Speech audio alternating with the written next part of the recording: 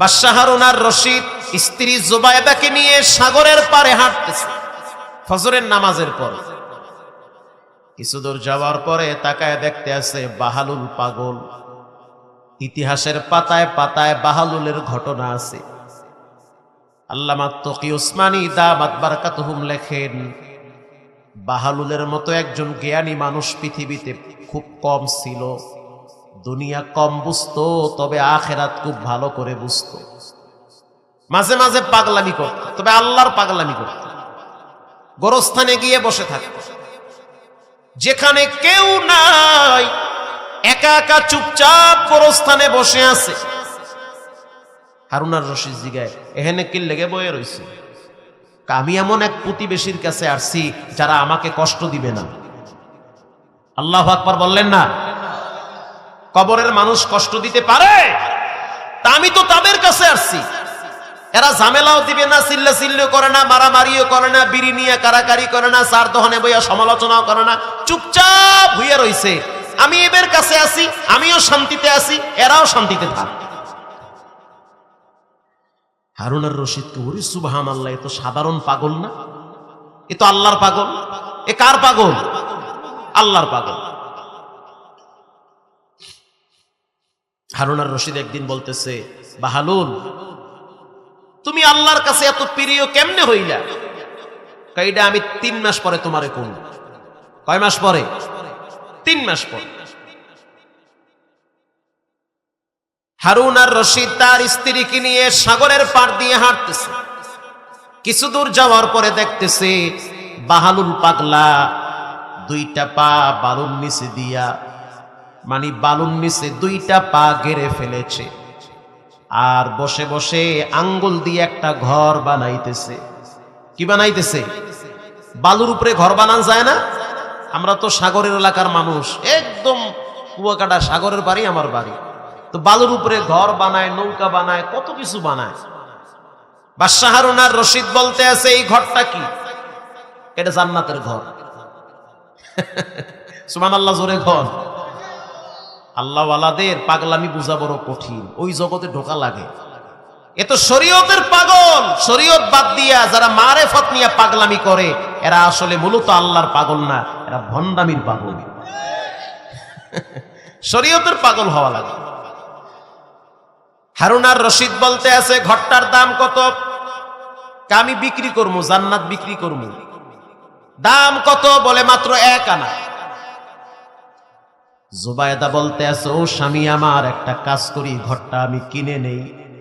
ধুর, পাগলের পাগলামি, তুমিও তো দেখি এই তালে বসছো, বাদ দাও এডি। না, আমি কিনি। ঠিক আছে, কেন, তোমার মন চায়। 1 আনা দিছে, আমার নামটা বুকিং করে ফেলা। কহ, বুকিং করছি, যাও গা। কথা কি বুঝতেছেন? বাদশাহ হারুন আর রশিদ রাত্রিবেলা তার রাজপ্রাসাদে ঘুমায়। গভীর রাত স্বপ্নে দেখতে আছে কিয়ামতের ময়দান কায়েম হয়ে গেছে।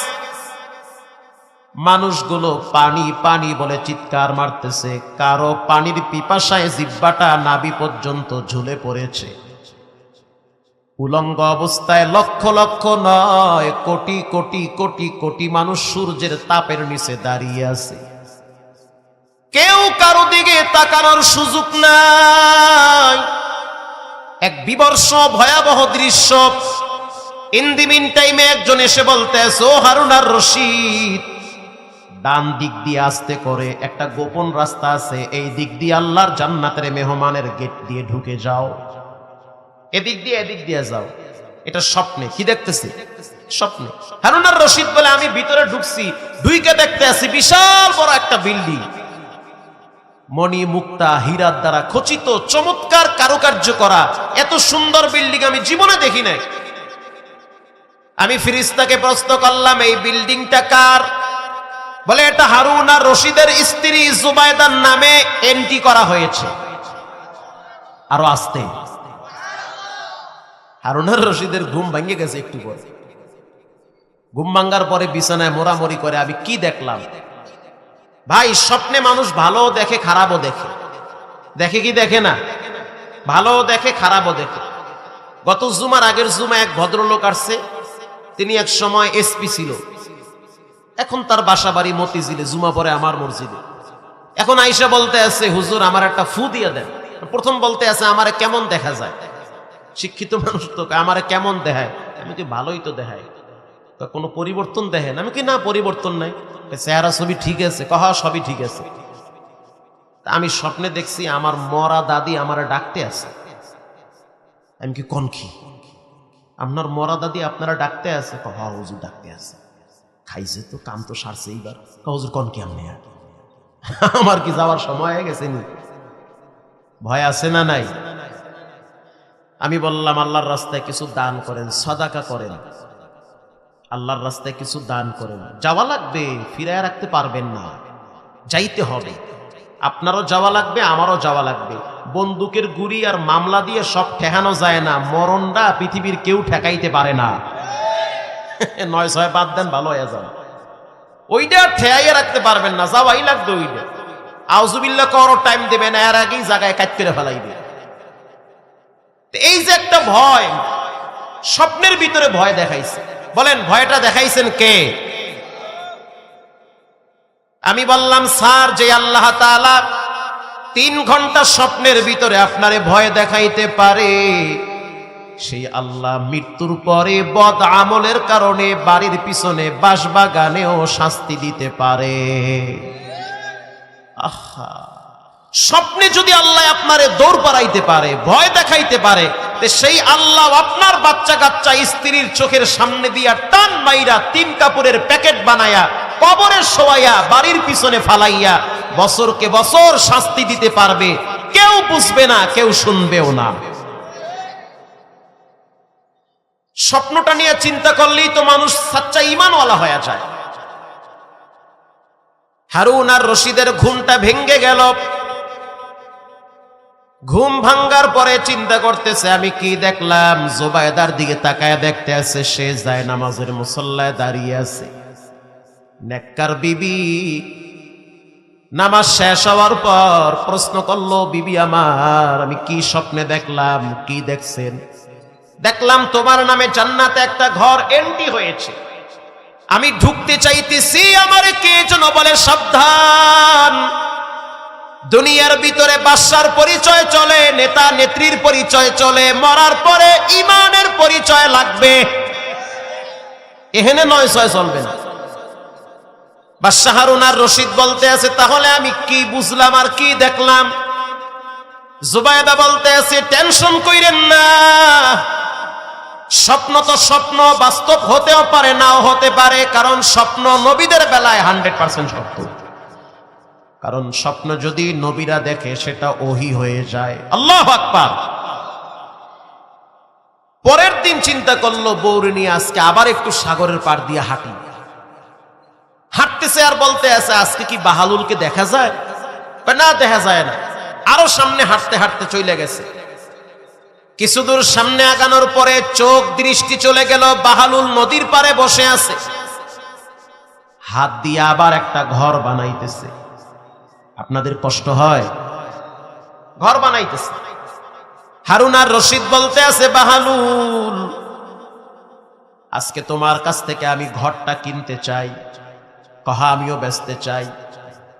বাদশা বলতে আছে, দাম কত?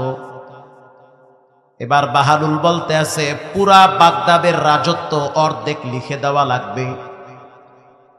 কথা বুঝছেন? কালকে দাম ছিল কত? 1 আনা। আজকে কত? পুরা রাজত্ব অর্ধেক। বাদশা হারুন আর রশিদ বলতে আছে, এটা কেমন কথা? বলে, টাকা নিয়ে তো আমি নিজে খাই না, আল্লাহর রাস্তায় দান করি। তা কালকে কেনেন নাই কেন? কালকে অত একটা একিন ছিল না, আজকে একটু ঝামেলায় পড়ছি তো এর লেগে আইছি। বাদশা হারুন আর রশিদের কথায় বাহালুল বলতে আছে, বাদশা, গতকালকে তোমার স্ত্রী না দেখে বিশ্বাস করে কিনেছে, যার কারণে 1 আনা আজকে দেখার পরে আসছো, যার কারণে পুরা রাজত্বর অর্ধেক দেওয়া লাগবে। যে ব্যক্তি আল্লাহকে না দেখার পরে বিশ্বাস করে, তার জন্য জান্নাতুল ফেরদাউস রিজার্ভ করে রাখছেন কে? এজন্য ভাইয়েরা আমার, গাইবের মালিক একজন, দুনিয়ার কেউ হতে পারে না। তিনি মহাপরাক্রমশালী। তিনি হলেন কে? আল্লাহ। আল্লাহ মিকুনাত লাইলো নাহার আল্লাহ আল্লাহ মিগুনাত শামসু হাজা। আল্লাহকে না দেখার পরে বিশ্বাস করা, এটাকে হলো ঈমান বলা হয়। ইকরার বিল লিসান, জিহ্বা লড়াইয়া আওয়াজ দিয়া বলতে হবে সব ক্ষমতার মালিক একজন, তিনি হলেন কে? 2 নম্বরে তাসদিক বিল জানান, অন্তরে অন্তরে বিশ্বাস করা লাগবে। গাছের একটা পাতা পড়লেও রবের পারমিশন লাগে। 3 নম্বরে আমাল বিলার কান, মুখে বললে হবে না, অন্তরে বিশ্বাস করলে হবে না, বাস্তব আমল করে দেখানো লাগবে। আল্লাহ আমার রব, ওই রবই আমার সব। আমাদের এলাকায় একটা নদীর নাম হলো বিষখালী নদী। এই নদীর পানি ডাইনে যায় বামে যায়, মাঝে মাঝে স্থির থাকে। আবার যখন টর্নেডো শুরু হয় তখন নদীর পানিগুলো 10 হাত 20 হাত পর্যন্ত উপরে চলে যায়। আল্লাহু আকবার। এক পাশের পানি মিষ্টি আর এক পাশের পানি লবণ। আশ্চর্য হয়ে গেলাম, জন্মের পর থেকে এই পাশের পানি লবণ আর এক পাশের পানি মিষ্টি। কিছুদিন আগে একদল বিজ্ঞানীরা গিয়া রিসার্চ শুরু করলো, গবেষণা শুরু করলো। একই নদী, একই নদীর পানি প্রবাহমান, এক পাশের পানি লবণ আর এক পাশের পানি মিষ্টি। কারণটা কি?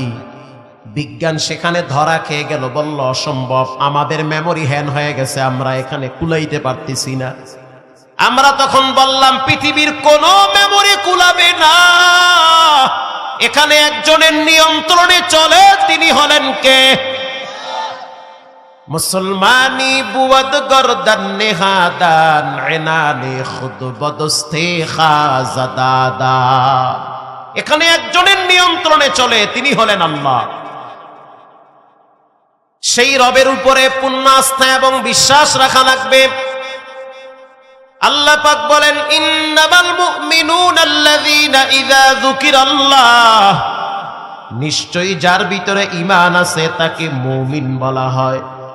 আর মুমিনদের এত দাম, একজন মুমিন বান্দা যখন মৃত্যুবরণ করে বাকাতা আলাইহিমুস সামাওয়াতু ওয়াল আরদ, আল্লাহর রাসূল বলেন মুমিন বান্দার মৃত্যুর কারণে আসমানও কান্দে, জমিনও কান্দে। মুমিন বান্দার মৃত্যুর কারণে ফেরেশতারা মাগফিরাত কামনা করে। একজন মুমিন বান্দা যখন কবরে যায়, জমিনের বাসিন্দারাও তার জন্য দোয়া করতে থাকে। একজন মুমিন বান্দা যখন কবরের বাসিন্দা হয়, সমুদ্রের মাছ পর্যন্ত মুমিনের জন্য মাগফিরাত কামনা করে। এজন্য মুমিন হয়ে যান, মুনাফিক হইয়েন না।